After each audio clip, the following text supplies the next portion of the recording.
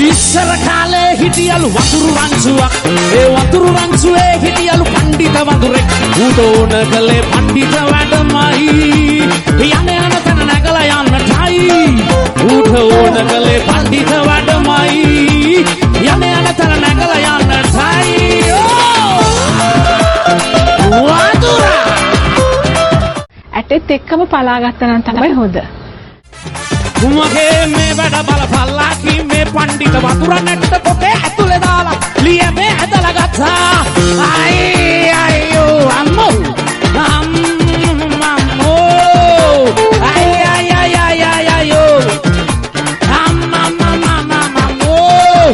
උගේ නැට්ට කිරවුණා වතුරගේ නැට්ට කිරවුණා ඇටෙත් එක්කම පලා ගත්තා නම් තමයි හොඳ.